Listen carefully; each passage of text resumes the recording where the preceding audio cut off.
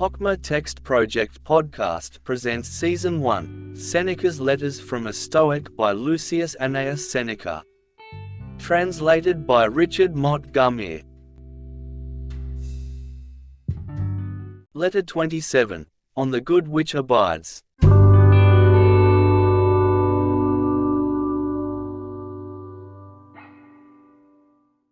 What, say you, are you giving me advice? Indeed, have you already advised yourself, already corrected your own faults? Is this the reason why you have leisure to reform other men? No, I am not so shameless as to undertake to cure my fellow men when I am ill myself. I am, however, discussing with you troubles which concern us both, and sharing the remedy with you, just as if we were lying ill in the same hospital. Listen to me, therefore, as you would if I were talking to myself.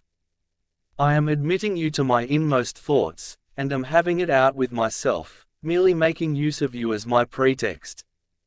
I keep crying out to myself, count your years, and you will be ashamed to desire and pursue the same things you desired in your boyhood days.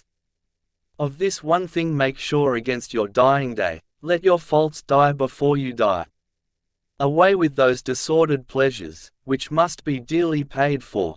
It is not only those which are to come that harm me, but also those which have come and gone. Just as crimes, even if they have not been detected when they were committed, do not allow anxiety to end with them, so with guilty pleasures, regret remains even after the pleasures are over. They are not substantial, they are not trustworthy, even if they do not harm us, they are fleeting. Cast about rather for some good which will abide. But there can be no such good except as the soul discovers it for itself within itself. Virtue alone affords everlasting and peace-giving joy.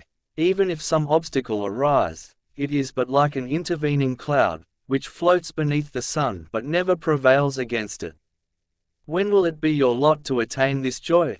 Thus far, you have indeed not been sluggish, but you must quicken your pace. Much toil remains. To confront it, you must yourself lavish all your waking hours, and all your efforts, if you wish the result to be accomplished. This matter cannot be delegated to someone else. The other kind of literary activity admits of outside assistance. Within our own time there was a certain rich man named Calvisius Sabinus. He had the bank account and the brains of a freedman. I never saw a man whose good fortune was a greater offense against propriety. His memory was so faulty that he would sometimes forget the name of Ulysses, or Achilles, or Priam, names which we know as well as we know those of our own attendants. No major domo in his dotage, who cannot give men their right names, but is compelled to invent names for them, no such man, I say, calls off the names of his master's tribesmen so atrociously as Sabinus used to call off the Trojan and Achaean heroes. But none the less did he desire to appear learned. So he devised this short cut to learning. He paid fabulous prices for slaves, one to know Homer by heart and another to know Hesiod. He also delegated a special slave to each of the 9 lyric poets. You need not wonder that he paid high prices for these slaves. If he did not find them ready to hand, he had them made to order. After collecting this retinue, he began to make life miserable for his guests. He would keep these fellows at the foot of his couch, and ask them from time to time for verses which he might repeat, and then frequently break down in the middle of a word.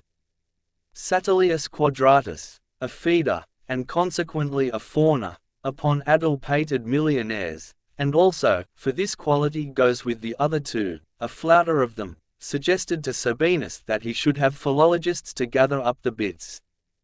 Sabinus remarks that each slave cost him 100,000 sesterces. Satilius replied, "You might have bought as many bookcases for a smaller sum." But Sabinus held to the opinion that what any member of his household knew, he himself knew also.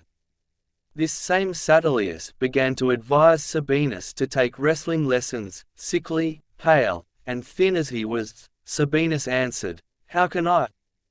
I can scarcely stay alive now."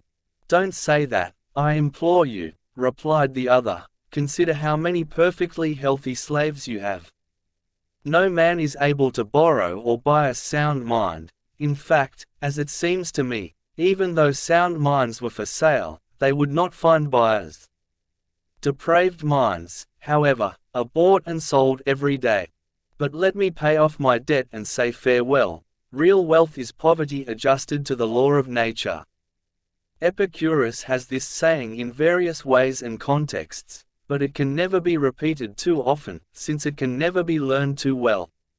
For some persons the remedy should be merely prescribed, in the case of others, it should be forced down their throats. Farewell.